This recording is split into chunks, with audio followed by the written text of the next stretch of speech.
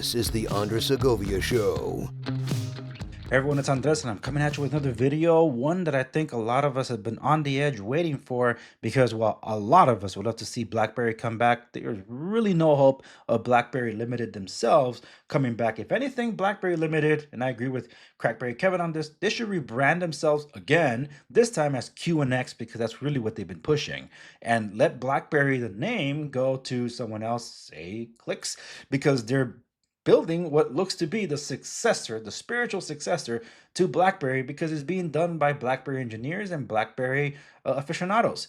But they put out this video recently, and of course, many have been tuning in. I haven't checked it out yet. I wanted to check it out with you. From the design stage, it looks like we're getting some kind of hands-on with this device, a little bit of a history. I like to see it, so let's roll with this.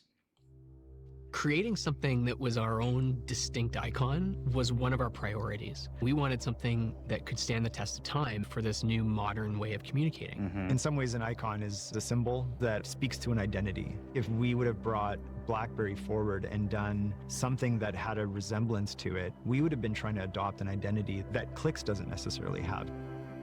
That's a good point. The idea for Clicks actually kicked off at a bar, which all great businesses, I think, start at a bar. I was catching up with Kevin, and he was walking me through all these projects that he was working on. We were kind of coming to the end, and he goes, "I've got one more thing." The initial idea was to build a keyboard case for an iPhone. He showed me some early graphics or renders, and I was like taken back. I wanted to be part of it. We launched the Clicks keyboard case to the world, and that really helped validate the market. And as we kept validating it, we made our proof points to get to the Clicks Communicator. We've been talking about doing a Clicks phone ever since we started building a keyboard case. And we always came back to, this isn't the right thing to do right now. But then the stars started to align. After 10 years at BlackBerry, I never wanted to really design another smartphone. It became about consumption and distraction and all of that. I started pulling away. I saw them as tools. I saw them as a means to communicate. So when these guys, called me up from New York, it made me step back, and I realized what they were attempting to create was something that broke the norm. I could see this product, being a way to help shape something special in the world that we're living in today. Yeah. That first conversation really centered around, how do people communicate, take action, and become productive on the go today? And so it wasn't just about buttons. It wasn't just about typing. It was about input. It was about confidence. It was about control. Yes. Those are some of the words that came up over and over again. Many people on the planet today haven't experienced a phone in their hands that feels this good. The width of it, the length of it, the balance point of it, where my thumbs go as I pick it up, it's completely natural. If I want to reach for the prompt key and use voice, it's exactly where you want it to be. Not too low where you're accidentally pushing the button. Just that little bit of reach, just needed for the intent to be there. Yeah. It's perfection. When it comes to making a great keyboard, there's a number of things to consider. The biggest thing is key separation, and that's where the raised detailing of our keys allow for that. The other is the size of the key, and what we ended up with was splitting the circular key horizontally and then pulling it vertically. And that created this pill shape that is perfect for the product in many ways. The click of the key, the snap of the key when you're pressing down, how quickly you feel the confirmation that it's entered that character before you're jumping onto the next. And when you're getting up to, 60, 70, 90, 100 words a minute, it's a feeling at that point. Yeah. Because we're swiping and typing, I wanted to make sure that you could move back and forth very naturally. So we've done something a little different with the communicator in terms of raising the screen. It was one of the first kind of design details that I added, and carried that even through to the chin, bringing a slight raise to the bottom of the product, which ended up being really beautiful, because when you're holding it, you're trying to create a feeling of security, of balance. These are slight things that makes the product wonderful to hold in your hand. One of the features on old BlackBerries that people loved and I loved was the blinking red light. Notification back then it was mainly email or text messages or BBMs you were getting. Yeah. It wasn't every notification for every app on your phone like it is today, so you sort of ignore them. And for us, we said, if you're gonna have a purpose-built communication tool, when that light goes off, it should only be for things that are really important to you. Yes. I actually took inspiration from marine lights, where you see, down a corridor, you have this thing exposed. It kind of sits out off the wall, and you're able to see it from all angles. And that kind of gave me this idea of, well, what if we did that here, such that you're actually able to see it from 5 out of the 6 views? If it is face down, if something important came in from, your partner or whatever, you could still get that little bit of indication. That's one of the things I think, maybe most proud of us as Team Clicks, taking the best elements of BlackBerry and reinterpreting them for modern times. I have a relationship with millions of people who would want nothing more than to bring back BlackBerry. BlackBerry was the right tool for the time, but the way people use phones has changed. Yeah. Even if you're going to build something that's purpose-built for communication, the way we communicate is different. It's multimedia rich, so you need a slightly bigger screen.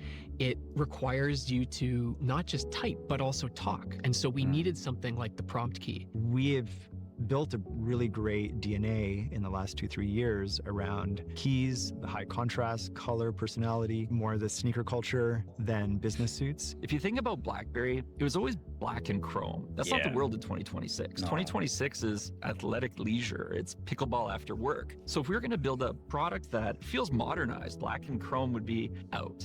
We couldn't just lift and shift the BlackBerry form factor, nor would we want to, because we want to build something that's distinctly different and optimal for today's communication tasks.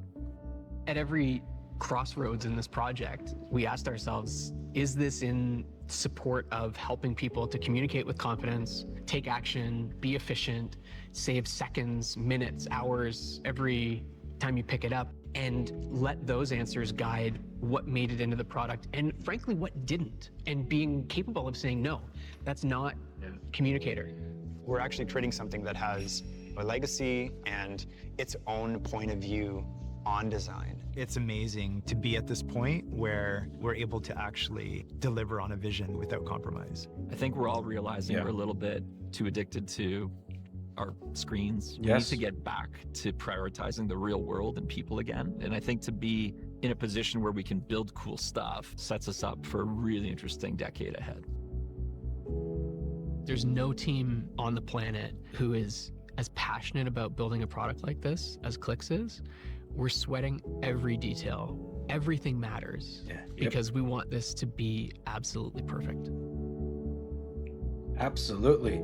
Especially when you have the reputations of not just Crackberry Kevin, but Mr. Mobile himself, Michael Fisher, behind this stuff. So when Clicks first launched their keyboard, I was one of the founding members. And when they announced the communicator, which I expected them to eventually, because I'm like, you're laying up the groundwork here. I know where you eventually have to go with this, because you can't just keep building a keyboard for one experience. Because at the time when the phone launched, when the product launched, it was for iPhones. And they said it was exclusively going to be for iPhones. And when they did that, it's like, yeah, but the thing is, iPhones, anybody that's owned iPhones for their entire lives never had the BlackBerry experience. It would be like, well, maybe, but they were trying to capture, so to speak, those BlackBerry users that decided to go with iPhone over an Android to make up for the fact that they couldn't use a BlackBerry anymore. And there's some that really wanted that tactility, but then to add something that was very big, that would throw the phone off balance, so to speak. It's a great attachment, a great intent, and I have it. I don't use it as much as I would like, but there are some times where I'm pounding out a lot of text into what I'm doing. I use my phone as a communicator. My iPhone as a communicator. So yes, that was logically a good tool to have, but I always wanted that for Android, because my business stuff, I usually run it through Android. And that's why I usually, when I carried, because I've been carrying 2 phones at a time since maybe 2009, 2010. So it's been a long time for me, and it was a habit I try to break, because I wanted one phone to be all end all. But in the nature of the business that I'm in, and not just one business, multiple businesses, and as a content creator, I needed multiple tools. So there was the communicator, which was the BlackBerry, and my Android for everything else. But then eventually, when BlackBerry went the way of the dinosaur, I ended up picking up an iPhone. I would have picked up 2 Androids. It would have been easier that way, but my service industry for real estate was very much biased towards iPhone after BlackBerry. So the services that I needed were on an iPhone. So I begrudgingly got an iPhone, which was the XR, and that was my kind of the entryway into that because the previous iPhone that I had, I think, was the iPhone 5. I lasted about 24 hours with it before I'm like, screw this, I'm returning it. I'm picking something else.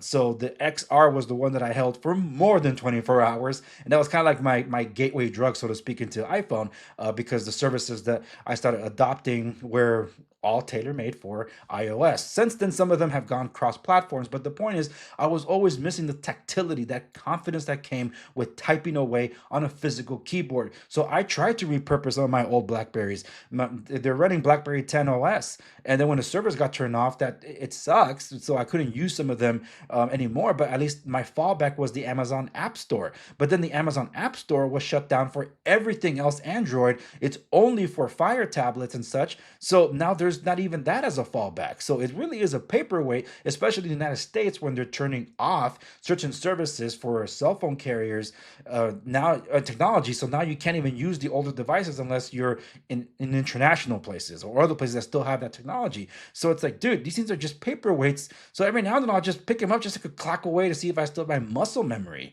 So now with this coming up, this was a no-brainer to me. As soon as it was announced, man, I take my money. I'm going to be one of the founding members for that too. I believe in it, but I also believed.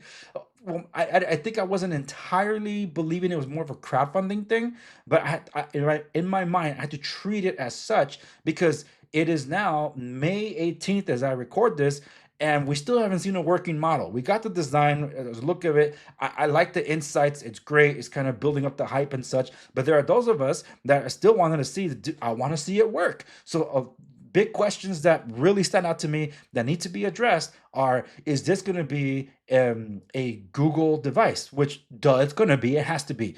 This is your first product that you're launching. You're not going to launch it in a de-Googled space, especially right now with all the controversies going on with Android or Google pretty much locking down Android. So you're going to want to go Google Play services or Google mobile services to make sure you have the good experience right out of the box. Niagara Falls and all that stuff. Really neat, nice. But we haven't been told what that operating system pretty much is. Is it their own proprietary operating system, or have they partnered up with another OS company to do it? Because I think that's where they're running into this delayed, at least to me, to show you how it works. Everything has just been designed. We know it. We love it. Thank you. We want to see the screen on. We don't want to see simulated screens. We know what Niagara Falls looks like. You can download Niagara Falls right now onto your Android device and use it. We want to see how it operates on a Clicks keyboard, or a Clicks Communicator in this case. And I have other questions because of who Kevin Mikola, Crackberry Kevin, is. He's also an investor, and I don't know if, well, he's a stakeholder into another company called Apostrophe. For those of you that see me cover this, go check out my Clicks Communicator in-depth video, because I can tell you that I'm really curious to see if they're going to bring that operating system as an option to us users who want to go to a more private, secure, and de-Googled experience with this, because I hope that's an option. Some of us want to know we can unlock the bootloader to be able to do that. And if we can go de-Google, then you start really picking up the spirit of what owning a BlackBerry was. You were trading convenience for privacy and security. I mean, when Google launched, oh my goodness, when BlackBerry launched their first Android device, it was the Priv. It was short for privacy and short for privilege. Same thing here. So that's what I'm curious about. That's the DNA of BlackBerry. That's what they were highlighting, but trying to make their own thing and trying to make inroads to be, with the hip crowd and such, with the modern audience. That's the only thing I had some concern about what Jeff said. For anybody in Hollywood, you would know that when anybody says we need to update it for a modern audience, you already know that movie's gonna suck. Christopher Nolan, what are you doing with the Odyssey? Seriously, what the hell? But anyway, I am curious. I hope those are the two main questions I have about all this, because we haven't received the answers, and I'm sure they're probably going to reveal more when we start getting the hands-on videos, when they start going over the OS. And I'm assuming it is a Google product, a Google operating system that they will introduce. But I am curious if we'll have the options for that, or if that could be an option down the road somewhere, because that would still be pretty cool. Gives you more control over your product. But anyway, that's it for this one. What do you guys think? Hey, did you pre-order this? Are you still waiting to see this thing work before you, you actually try to order one of these things for yourselves, because I'm really curious. I don't even remember what color I bought, or if I had an option to pick the color, because it's been a while. But I gotta tell you, I wish I could own all of them, or if I could just swap all the colors that I want, just because it looks really, really cool. And I did that with my BlackBerry Porsche 1983, where I had a bunch of different covers for the back. It was a red one, a carbon fiber one. I think I had another leather one. Just changing the identity is pretty cool. I like that they kept that DNA here too, and the blinking light on the button. Everything they said, I'm with them. That's what I'm with them with, because it just speaks to those of us that have been longing for a device like this that wasn't just a plaything. These are tools that help us get our job done. But they also admittedly say that it's more of a companion to your main phone. So I am curious to see what that experience would be like. And that's it for this episode of the Andres Segovia Show. Remember to like, share, and subscribe to stay to know wherever it is that you're watching. And follow me across the socials at the Andres Segovia on X, Twitter _Andres Segovia.